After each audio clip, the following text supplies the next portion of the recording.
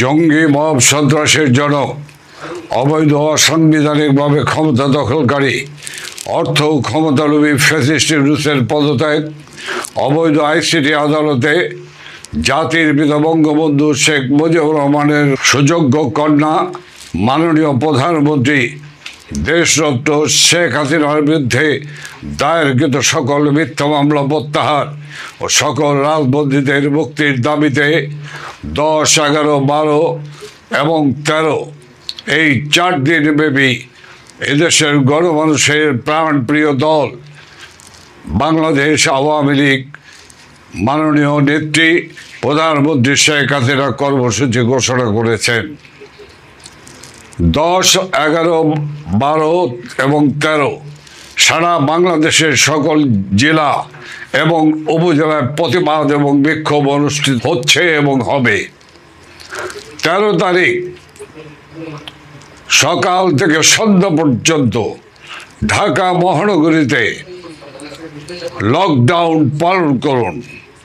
এই লকডাউনে গাড়ি ঘোড়া যানবাহন, অফিস আদালত, শিক্ষা প্রতিষ্ঠান, কল কারখানা সব বন্ধ রেখে এই অবৈধ জঙ্গি ইউনূস সরকারের বিরুদ্ধে আপনারা অনাস্থা জ্ঞাপন করুন।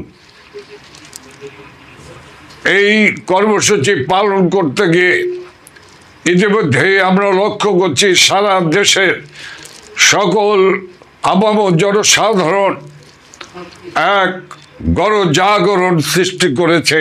এই গণজাগরণের মধ্য দিয়ে আজকে বাংলাদেশে গতদিন যে কর্মসূচি পালিত হয়েছে, আজকে সারাদিন যে কর্মসূচি পালিত হয়েছে, এর মধ্য দিয়ে এই অবৈধ সরকারের টনক নড়েছে।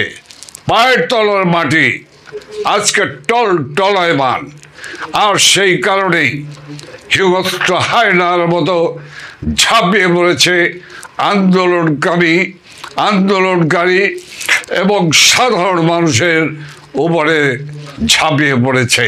পরিষ্কারভাবে বলতে চাই, বাংলাদেশে যারা আইন শৃঙ্খলা রক্ষাকারী বাহিনী, প্রশাসনের সঙ্গে যারা জড়িত আছেন, আমরা পরিষ্কারভাবে বলতে চাই, প্রশাসনের যারা রয়েছেন অতি উৎসাহী প্রশাসনের কর্মকর্তা কর্মচারী এবং আইন শৃঙ্খলা রক্ষাকারী বাহিনী অতি উৎসাহীরা যে আচরণ করছে, এই আচরণ জনগণ গ্রহণ করে না।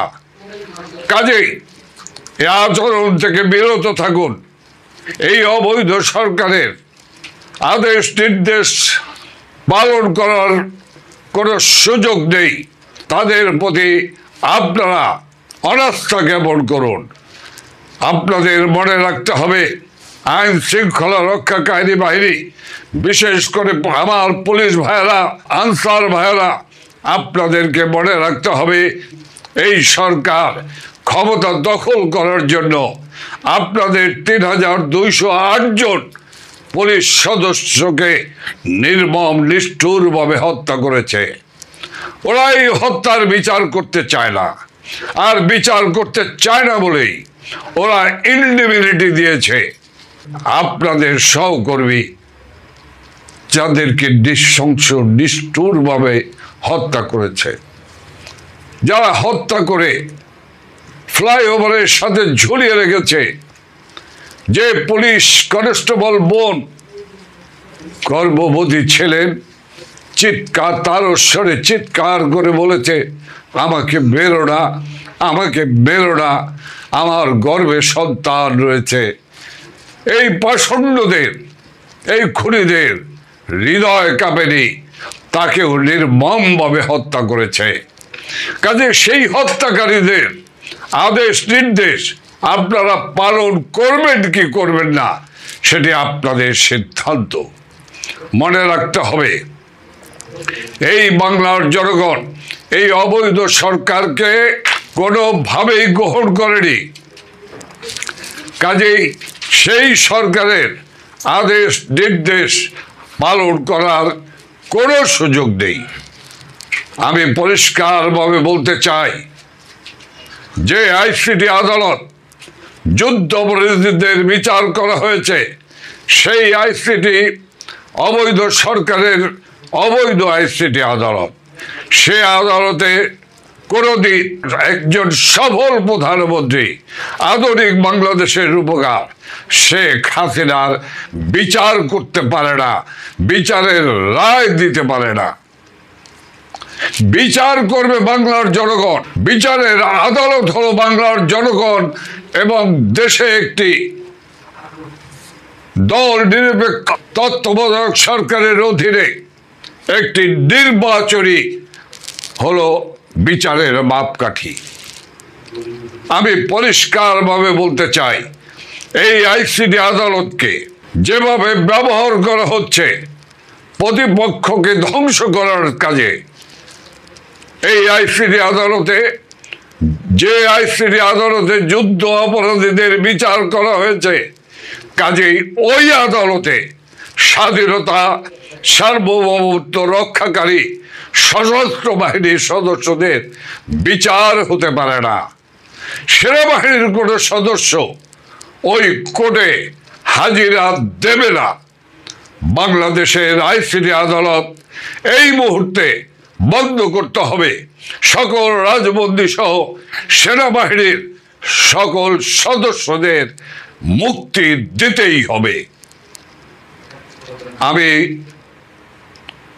আপামর জনসাধারণকে, বিশেষ করে ঢাকা মহানগরের সকল মানুষের কাছে আমি আকুল আবেদন জানাচ্ছি, আসুন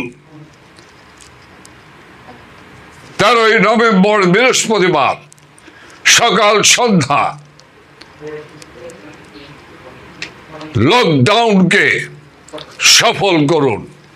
এই লকডাউনের সফলতার মধ্য দিয়ে আমরা আন্দোলনকে, এই জাগরণকে আমরা জাতীয় জাগরণে পরিণত করে আমরা এই সরকারকে পদত্যাগে বাধ্য করব। সাধারণ মানুষের জীবন জীবিকা একটি দুর্বিষহ হয়ে দাঁড়িয়েছে।